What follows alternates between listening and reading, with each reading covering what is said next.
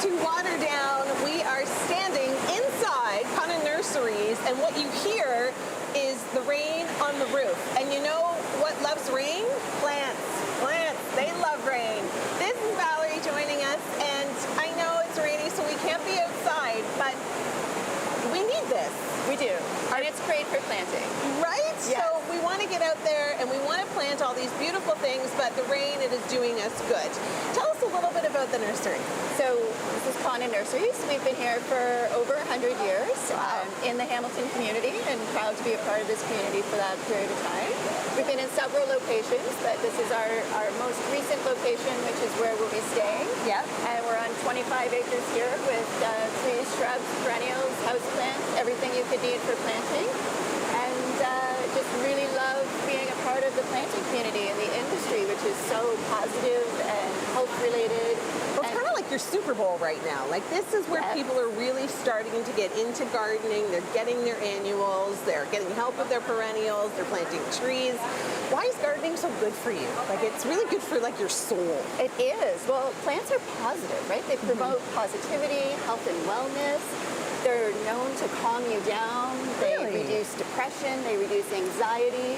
Just being in a space that's outside and around plants is calming for you. So it's a great environment. And then when we pass the May long weekend, that's kind of the starting point for people to really want to get planting. Yeah. And so when you say Super Bowl, absolutely. Yeah. This is our Super Bowl. This is your time. Yes. Well, you've got some really beautiful things here, and not only plants. I'm noticing a lot of like outdoor furniture, planting accessories. You have a little cafe. That's adorable. Yeah, so we have a cafe. The outdoor furniture is actually part of our cafe area. So that's we don't amazing. actually sell that, but it's just here for people to sit. Oh, that's so great. We have seating outside because we find a lot of people, when you're in this space and you're trying to plan your garden, you need time to think. It could be a full-day event. It could be. We've given you a lot of spots to pause and sit and think about what you need and whether your plant choices are going to work for where you're putting them. Well, I love this spot. It's beautiful. It's brightish now because it's raining. That's what you're hearing on the roof. There's so much to see here, and there's so many people that are willing to help you with your garden this season. You have to come down to the nursery to check it out. Coming up, we're going to do a little planting of our own. It is time to get our hands dirty. There's lots more coming up on Morning Live. Time to get our hands dirty. We are putting together a planter. Valerie is going to teach me the proper way to put one together. Is there a proper way? Yes and no. Okay. You know what? I think when it comes to designing your planter, there's tips and tricks to make sure you do. You always want to have some height, some midway, and a little bit of spiller over the edges. Ooh, yes. You want to make sure that you're picking all your plants to go in the same type of location. So whether it's sun or shade, you want to make sure that they're all meant to be together in this pot. Okay.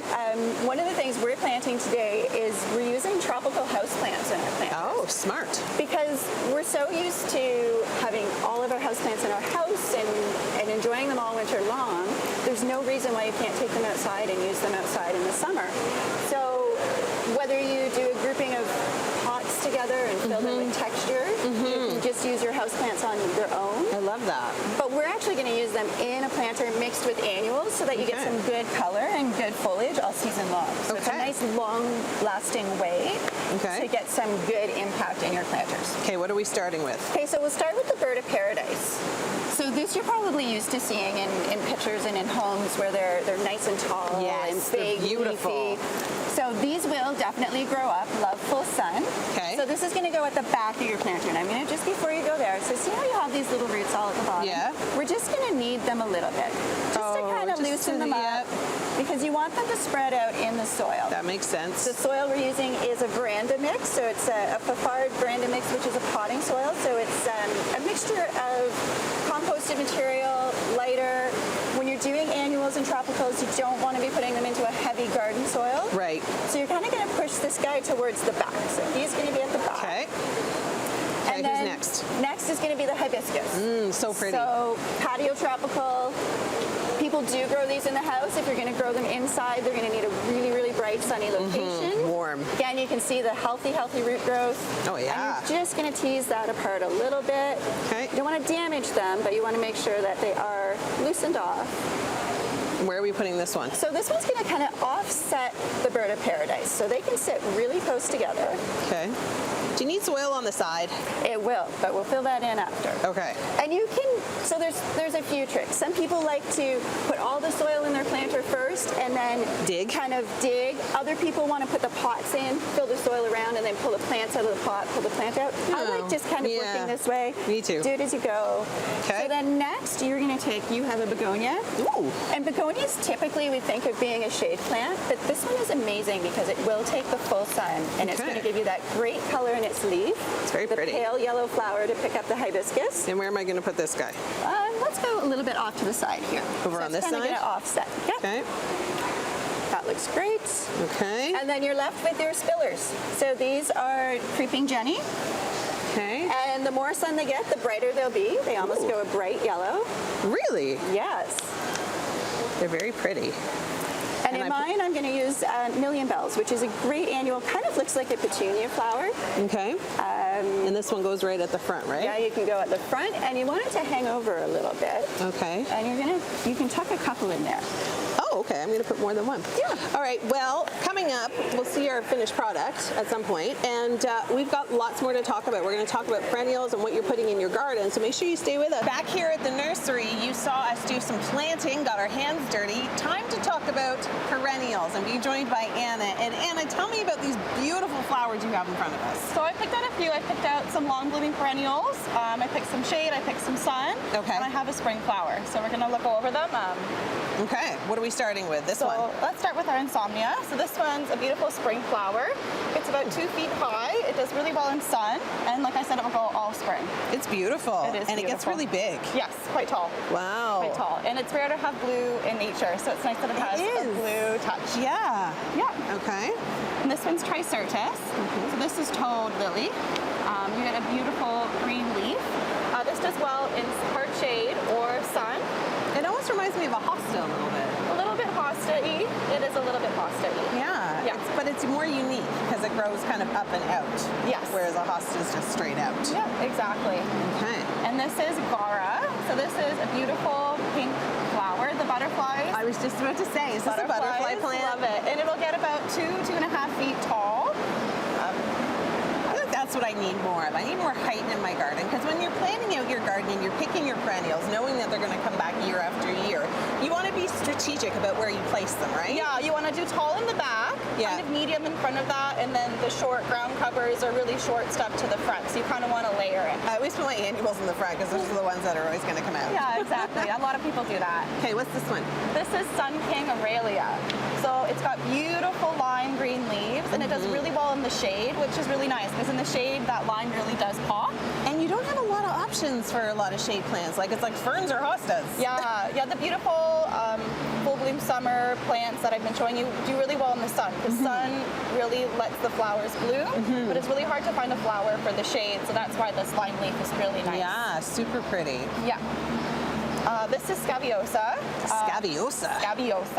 A beautiful lavender flower. It's also called pincushion flower. It does well in full sun as well. And this one will give you a beautiful long summer bloom. That's amazing because that's what you want, right? You want your garden to be showcasing something different every part of the season, right? Yeah. So in the spring, it all comes out and it's green, and then the flowers start to come out, even if it looks nice in the fall. Oh, I recognize this one. Yeah, the Shasta daisy or leucanthemum. Beautiful white flowers. This is a ladybug hanging out on there. Oh my gosh, it's so tiny. It's like the smallest ladybug ever. He might have gone away now, but he was on there.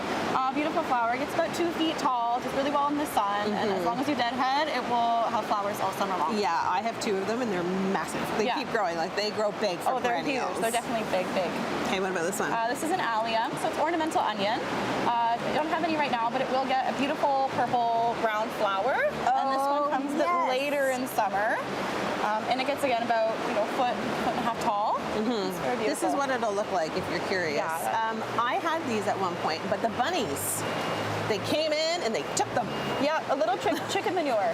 Rabbits actually don't like chicken manure, so it tends to keep them away. I mean, we're putting out a beautiful buffet. I know, you totally are. Hey, snack time. So nice. But the chicken manure does help to keep them away. Okay, amazing. Thank you so much, Anna, for teaching us all about perennials. We have so much more coming up from Connon Nurseries. Don't go anywhere. Stay with us. Awesome.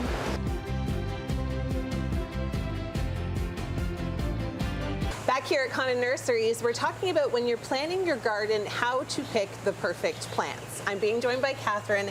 And Catherine, when you're kind of looking at your space, you know you need certain things, but when you get here, there's a lot to choose from. There is, certainly, yeah. And just like people, plants have their own requirements and preferences to thrive. Okay. So it's important to know about the space that you're working with. Okay. To choose trees and shrubs that properly suit your site. Okay. Some plants are pickier and some are more adaptable. So when you mean, you know, for your site, like you Yes. may have a different type of soil, you may get Correct. a little bit of more sunshine. Exactly. So you want to ask yourself, what kind of sun exposure do I have? Is Okay. it full sun, full shade? Is it a mix of both? Okay. You'll also want to check your soil conditions. Is it sandy, clay? Is there Clay. good There's drainage? so much clay. Oh, exactly. And it's so hard to get through. And then you think, well, are there specific plants that are good for clay? And there are. So Really? it's exactly these kinds of details that it's important for your the success and the health of the plants to know these Interesting. details. Yeah. Okay, so I'm coming here, I'm walking through, everything Yes. looks completely beautiful. Yeah. And I pick something. How do I know that it's going to be right for my conditions? So if you need more information or confirmation for your choice, you can actually use your phone to scan the labels on our plants. Oh. And the QR code will take you to the plant finder on our website, which provides all the details about the plant you're considering. Wow. Yeah. Technology. Right? I know. There we go. Can we do it? We can. See what it looks like?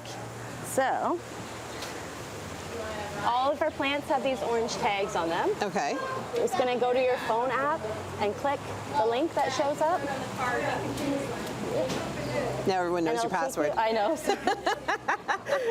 And it'll take you straight Oh, there. that's so cool. I There you love go. hydrangeas. Now, I have a question about hydrangeas, and if you can't answer it, that's okay too. Do they actually change color in different soil? Ooh. Yes, so depending on the soil acidity. Yeah. Yeah, so I've you can heard actually manipulate that with the soil acidifier. You buy a beautiful purple one, and then you take it to my house, and it goes white. Yeah. That's what happens. Yeah, there I you was go. like, No. what? Oh, man. It's still beautiful, but I would have preferred the purpley blue color. Yeah, for sure. And you guys have everything here. I mean, you have stuff suitable for any type of garden. Yes, yeah. Another important question actually you will want to ask yourself is what is the mature size that you'd like your tree or shrub to grow to? Oh. It's so important to know how much room they require and that you allow the space for them to grow, considering all the plants that are existing there as well. Yeah, you have to read the instructions carefully Yes. and follow them. Exactly. Because I'll read them. I'll be like, oh, 2 inches apart? That's fine. They can go Right. closer. And that you don't want overcrowding, right? Because that's what will happen. Yeah, in the end. exactly. Well, Yeah. thank you so much for No having us here problem. today. No This worries. has been great. Connon Nurseries in Waterdown is where you can find them. All the links will be on our website at chch.com.